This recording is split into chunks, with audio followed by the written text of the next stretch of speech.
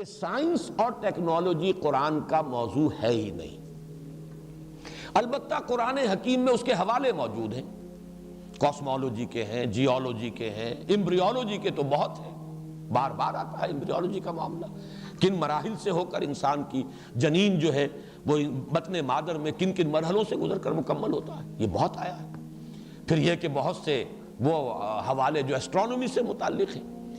یہ جتنے بھی حوالے ہیں اگرچہ قرآن کا موضوع نہیں ہے یہ سائنسز، لیکن قرآن مجید میں حوالے موجود ہیں اور یہ حوالے لازماً درست ہیں، 100% درست ہیں۔ البتہ یہ کہ اگر ہمارے اسلاف ان کو صحیح طور پر نہیں سمجھ سکے تو اس میں ان پر کوئی تان نہیں ہے، کوئی الزام نہیں ہے، اس لیے کہ اس میدان میں قرآن کا اصل موضوع تو یہ تھا ہی نہیں، اور یہ چیزیں سمجھ میں آ سکتی تھی جبکہ خود انسان کا وہ انسانی علم جو ہے ترقی کر کے اس حد تک آئے کہ وہ ان حوالوں کو سمجھ سکے،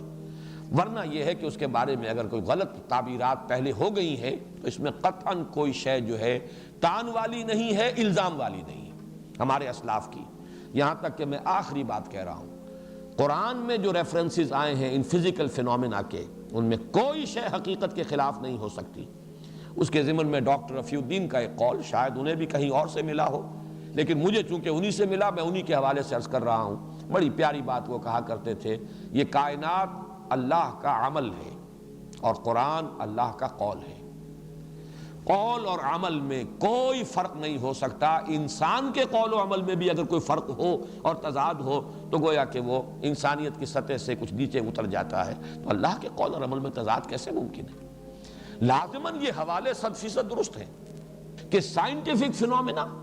جیسے جیسے وہ اب ریویل ہو رہے ہیں، جیسے جیسے علم جو ہے ایکسفولیشن ہو رہی ہے علم انسانی کی، وہ حضرت آدم میں جو میکینزم رکھ دیا گیا تھا، علم آدم الاسماء کلہا، جیسے کہ جو آم کی گٹھلی سے آم کا پورا درخت وجود میں آتا ہے، ایسے ہی وہ حضرت آدم کے وجود میں جو میکینزم رکھ دیا گیا تھا حصول علم کا، علم بالحواس، علم بالعقل، یہ اسی کا نتیجہ ہے اور اسی کی یہ ایکسفولیشن ہو رہی ہے، یہ پھیل رہا ہے۔